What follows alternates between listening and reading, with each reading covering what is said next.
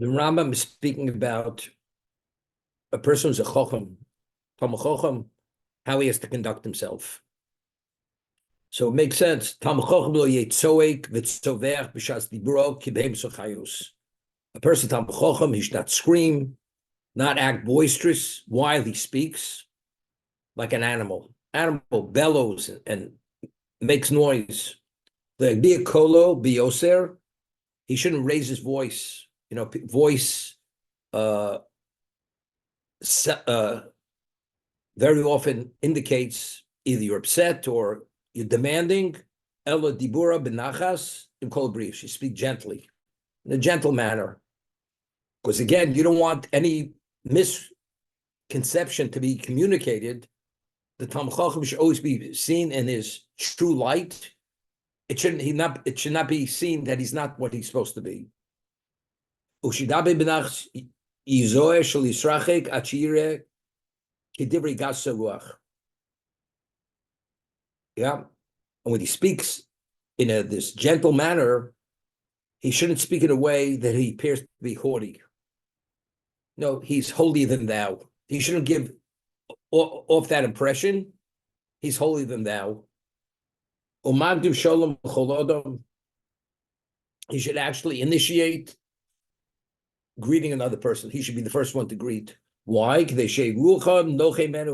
That people should see him in the most positive light. He doesn't stand on ceremony. He's the first one to say good morning or to acknowledge a person. V'don is kol adam kavschus. He's the person who always gives everybody the benefit of the doubt. Mesapid b'sheva chavero v'lo b'genuso cloud. He always speaks about the positive qualities of a person, never speaks about the negative. Doesn't speak criticism, doesn't speak anything negative about another person. Okay, so this is all befitting for a Talmud Chacham, that because he has a certain representation and purpose and persona, he should support it and maintain it, and it should not be confused for other than what it really is. And that's what we call a Kiddush Hashem. He'll be a role model for what that special person is. Umagdim Shalom, yeah. Oev Shalom V'rodiv Shalom. He's a person who loves peace, and he'll leave no stone unturned to bring about peace. He pursues peace. Imroshid Dvorav Mo'ilim Nishmoim Omar V'mlav Shosek. He's a person, if his words have value, he speaks. If it doesn't have any value, he remains silent. He only speaks if it's necessary to speak. Keita Liratza Chavero B'shas Kaso, for instance, when does he speak? He wants to appease a person, calm a person. If the man is upset, you don't speak to him. Not that he's upset at him. I'll give you an example. The Chofetz Chaim explains a case. Somebody had spoken about someone else, and the person is upset. We talk about Rechilus. He had heard somebody had said something about him, and he's upset. So you want to go and calm him. And what are you going to say? The person who spoke with you, he doesn't think before he speaks. He didn't mean anything. He's not the brightest guy in the world. So by calming him, what are you saying? You're saying things, you're putting down the other person who spoke. Since your intention is only for the sake of peace, you're permitted to say it, even though it's not true. For the sake of peace, like we said, you're permitted to alter the truth. Don't be so upset. The man wasn't thinking. He didn't take his medication today. Whatever you want to come up with, as long because nothing else is going to diffuse the anger. So whatever it's going to take to diffuse it. But let's say you want to speak to him on a rational level when he's in a state of anger. Don't wait till he calms down. So that means you should only speak when your words will have value. If they're not going to have any value, just hold your mouth, and when it's time to speak, you'll speak. When he wants to nullify a vow, it shouldn't be a time where he's upset, the Chacham, because he understands if he's upset, even though when he calms down, it will be a basis to nullify the vow. But now being upset, since he's in a rational, emotional state, he's not going to allow that vow to be annulled.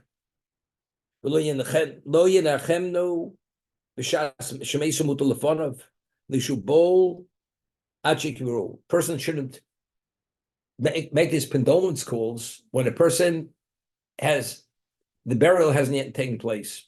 Person doesn't have the capacity to be consoled. It's like a person has a open wound, and you're trying to calm him. At that moment, he's in such pain, he can't even deal with the pain, and you're trying to tell him it'll be okay. He can't think about what's going to be. He's dealing with the present. Let's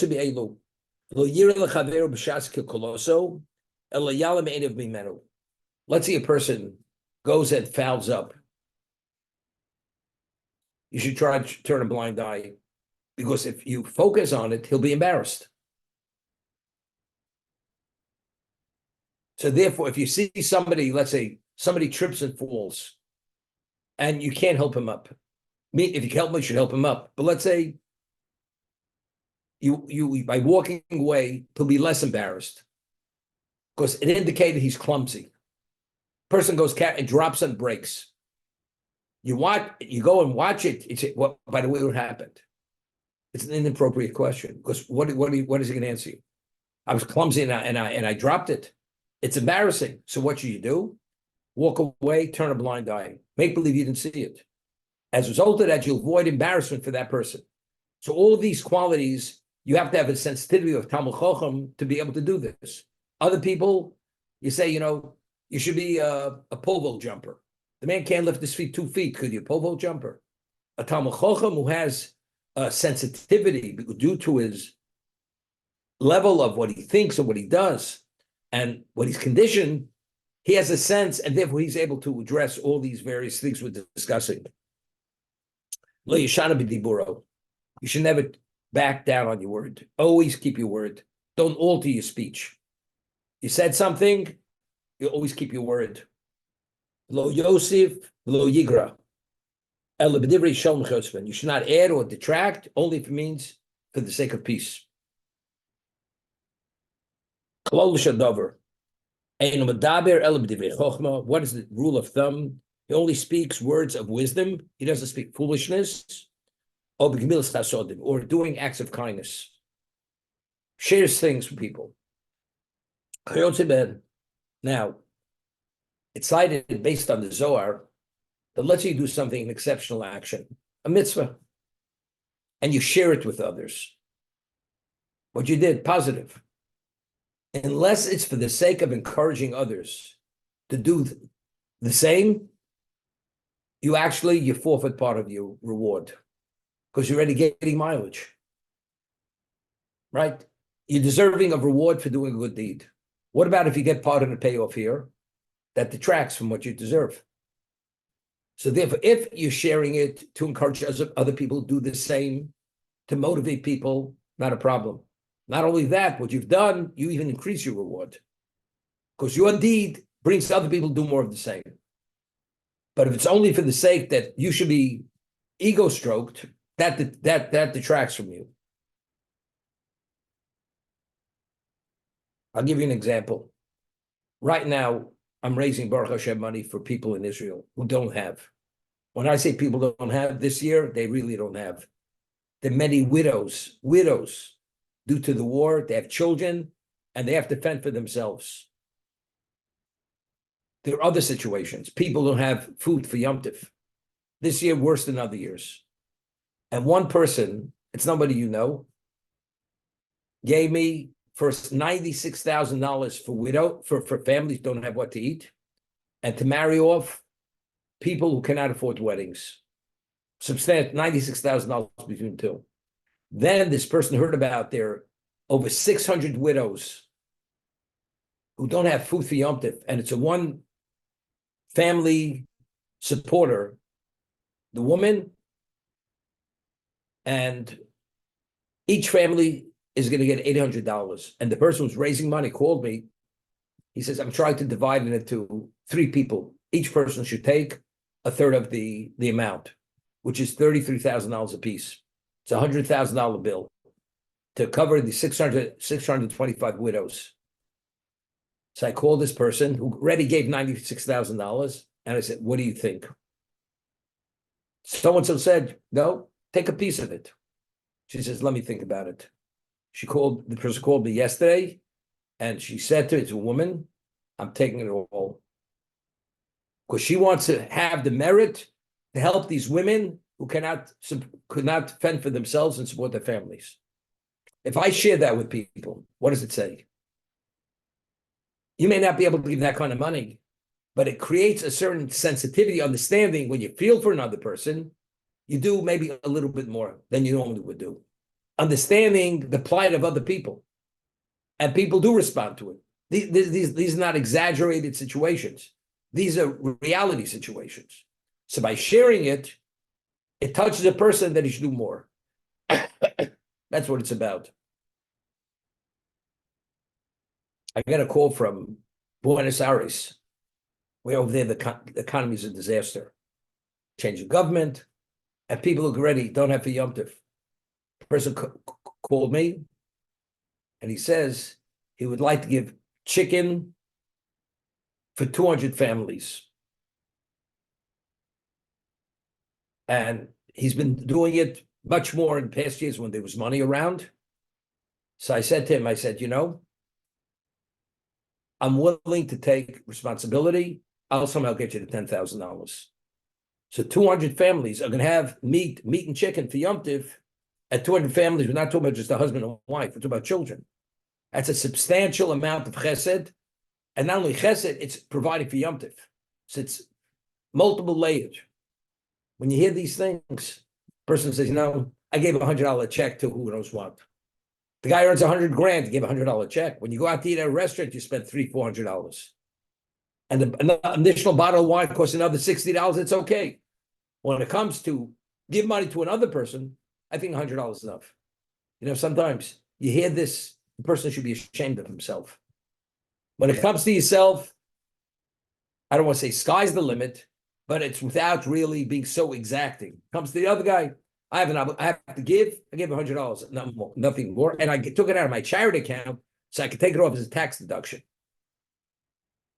It's that kind of thing. And sometimes people, to a certain degree, they should be ashamed of themselves for what they do spend money and what they don't spend money for. And yet they feel they're way up there.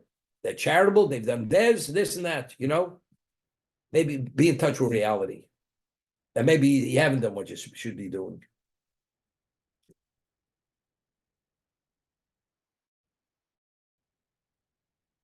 This is very important. You should not speak with a woman publicly, in a public setting, even with your own wife, with your daughter or your sister. Why?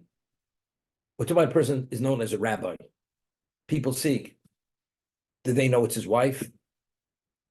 Do they know it's his sister? He's having a chat with a woman. Rabbi, something at your level, it's inappropriate. It's not right. So afterwards, I say, well, it's my wife. Yeah, but now that you're talking about your wife, do other people know it's your wife? As a result of that, the reading is a wrong reading. Like we said before, a Talmud Chacham has to be appreciated for who he is. And if his behavior, although it's not intentionally done to do the wrong thing, but if it's misread, it's not a good thing. So therefore, we try to avoid any perception which is not an accurate perception of who the person is. Many years ago, I was speaking and I had a share, and I've studied the laws of Shmiras Lashon very well. And I normally don't speak Lashon Hara unless I say something negative, which I'm to make a point for other people to understand. And I'm giving a share. There must have been about 15 people at the share early in the morning. And I spoke about a certain person who had done something very bad within Judaism. So one of these people, he's not alive anymore, pipes up. He says, Rabbi, you told me you're not supposed to speak Lashon Hara. How you speak Lashon Hara about this person? And publicly, I said to him, your point is well taken, but the way you said it, it wasn't said appropriately. Because if you know that I don't, you should have said, Rabbi, why isn't it? Why is that not Lashon Hara? That's what you should have asked the question. Not Rabbi, how do you speak Lashon Hara when you teach us you're not permitted? So I explained to him that this person has a certain level of representation in the community, and people will learn from his behavior to assume his position, his perspective. The perspective is unacceptable because it's contrary to the Torah. As a result of that, there's a mitzvah to publicize that the person's position is unacceptable. Therefore, since it's for constructive reasons and only to benefit the community, you're obligated to inform people, and that's why I'm doing it. But again, how did he read my behavior? What was his understanding? Rabbi's been Lashon Hara. Only if I explained it, then he understood. But I had no choice because that was the setting. I had to inform these people about whoever that person was. That his behavior and his perspective borders on heresy. Therefore, there's no way that the person cannot be identified for what he was.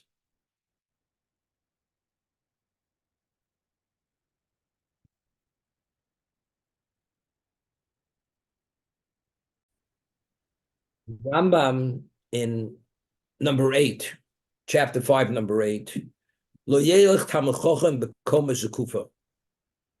A Talmid Chacham should not walk with an upright posture, which displays arrogance. Some people, they strut. They strut like a rooster struts. He's the male in the in the chicken coop. So he struts. A Talmid Chacham walking with that gait, it's not appropriate because it displays arrogance. The Gora Notui, and you have your chin upward, your neck is extended, which is also part of this arrogant posture. Regarding the time of destruction of the first temple, the women, they strutted. And this is the way they seduced men. Every nuance of a woman's displaying her sexuality, that's what they did. Meaning the gait, the posture, displays who you are. So if a Talmid Chacham walks in an upright posture, not sure he should be bent over, upright, which the gait indicates arrogance, a certain level of authority, like an authoritative posture, it's not appropriate for a Talmid Chacham. Lo yalich okev b'tzad godel b'nachas kuman noshim v'gasei ruach. You should not walk in a dainty way that your steps are controlled. When a person goes and wants to be taught to be an airline stewardess, they teach them how to walk down that narrow aisle in a certain way, because there's a certain persona an airline stewardess has to have, the way she walks, the way she serves, and her whole manner. For Talmid Chacham to walk in a way that a woman walks, where she walks with very deliberate steps, it's not appropriate. Not appropriate. Because that's the way women walk, and that's the way arrogant people, that's their gait. Kin shenema holoch v'tofuf tilachno u'beraglem teachno. V'lo yoretz b'shus harabim kimine gam shukoyim. Here, Rambam says you should not run in public. Would you imagine? Now, who runs down the street? If there's an emergency, a person runs. But if a person runs, and you're a certain type of person, that's not the way a person behaves in public. You're playing a baseball game, you run to catch a ball. Okay, it's one thing. But you're walking down the street, he says, the people who run in public are mishugoyim. That's the way people who are unstable, that's the way they behave in public. Because there's a certain type of behavior pattern that the average person behaves the way. You're unnoticed. All of a sudden, you're running, either it's emergency or there's something wrong with you, or you're running away from the police. Where are you running? Either you're running to or you're running away. What are you doing? But the Rambam says, "Kiminek hamshugoyim," like people unstable, they run. There's a famous story. Rav Chaim Volozhiner, who was the closest student of the Vilna Gaon, had a brother. His name was Reb Zalman Volozhiner. Zalman. And he was a younger brother. and he passed away at the age of 27. And his brother, at the age of, as a young man, knew the Torah in its entirety. Bavli, Yerushalmi, whatever there was to know, he knew by heart. And the Vilna said about him that if God forbid, if the Torah would be destroyed, burnt, and you would give him a quill with parchment, he's able to rewrite everything. Gemara, Rashi's commentary, Tosas commentary, Rambam, Shulchan Aruch, everything. One day, so you can imagine what dimension of Talmud Chacham he was. One day it's in Vilna. He's running down the street, running like a madman, just with a yarmulke on his head, a kippah on his head. It wasn't a kippah sruga, I guarantee it. Yeah, that Norman, no kippah sruga. It was probably a cloth yarmulke on his head. And he was running, and he was smoking a cigarette. For a person of his stature to smoke a cigarette in public wasn't appropriate. And he was running like a madman down the street. And as he runs by the bakery, he takes the cigarette and he flicks it and goes straight into the oven in the bakery. So afterwards, people were amazed. The behavior was totally inappropriate, out of character. So they asked him why. He said, I'll tell you why. The law is regarding bread baked by a non-Jew. If a Jew makes the fire and bread is subsequently baked in that oven, that bread is called pas Yisrael. It's as if the bread was baked by a Jew. But if the oven was fueled by a non-Jew, and now non-Jews bake in that oven, that bread is called pas palter. It's called commercial bread baked by a non-Jew. So what happened was that morning he realized the one who was supposed to light the oven wasn't there, and there was no participation in that baking of a Jew. That means that day in Vilna, all the Jews would have eaten bread baked by a non-Jew.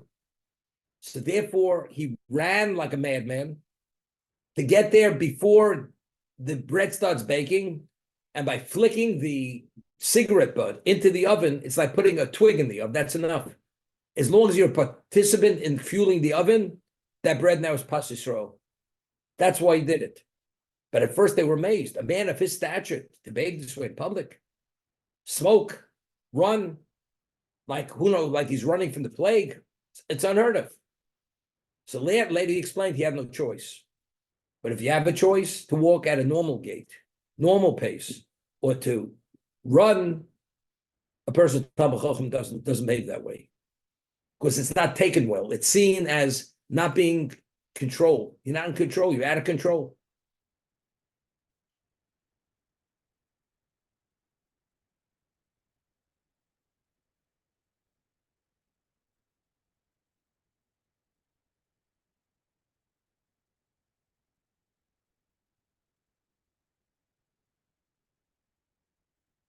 Lo yichvos komoso kibali chatotris. Person shouldn't bend over. It's like he has a hunchback. His posture is totally, that means he's not walking like a normal person. He's like bent over. It's not appropriate. You should look like a normal person.